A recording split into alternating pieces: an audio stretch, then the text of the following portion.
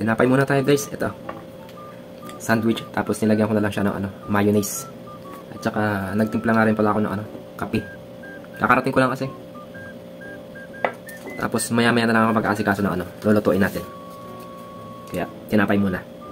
Pero meron din nga pala tayo dito meron din tayo ditong isda. Isda na binabad ko na yung isda yan. Binabad ko na nga rin pala ito kasi galing to sa sa freezer. Ito guys, yung isda natin. Ibinabad ko na nga rin pala ito sa tubig para mabilis siyang lumambot. Ayan, naka-freezer kasi siya. Ilagay ko sa freezer para hindi siya masira, di ba? Ito yung natira natin noong nakarang araw na niluto kong prito, tapos ngayon ipiprito na lang din natin. Ayan. Lalagyan ko na lang ng asin yan. Tapos diretso salang sa mantika na mainit-init yan. All goods na yan guys. Pero maya ko pa yun na aasikasuhin. Kaya, ay puta. Tapon pa.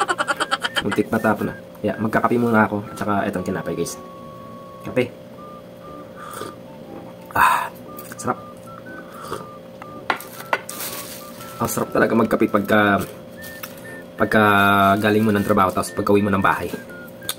Kasi medyo kumakalam na yung sikmura ko. Kanina pa. Sa biyahe kumakalam na talaga. Gutom na. Kaya eto, tinapay na lang muna tayo. Sandwich. Ay, tasty pala. Tasty with mayonnaise. Hap. Ito nga pala yung madalas kong binibili guys. Ito yung tinapay sa Saudi. Ponte. Masarap to guys kasi malasa siya. Kahit hindi mo na siya lagyan ng palaman. Malasa yung tinapay. Saka ito naman yung yung gamit kong mayonnaise. Hana. Oh, goods na. Wala na nga rin pala. Ubus na. Ubus na rin. Ubus na maubos dito kasi pag madalas ginagamit. Tinapay.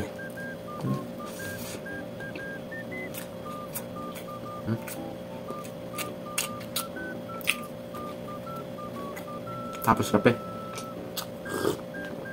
Sarap.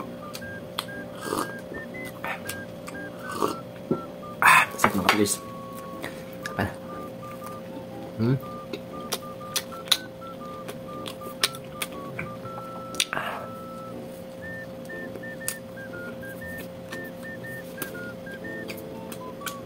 Tapos maya prito tayo isda. Mabilis din naman yung mabilis lang naman yung iprito. Up.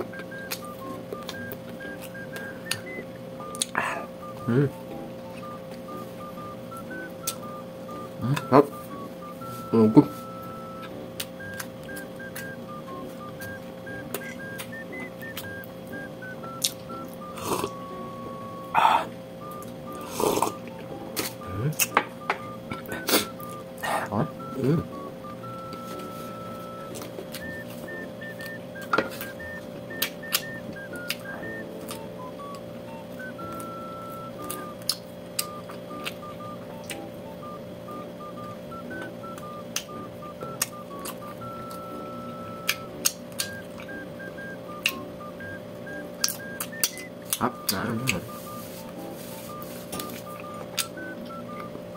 Kape.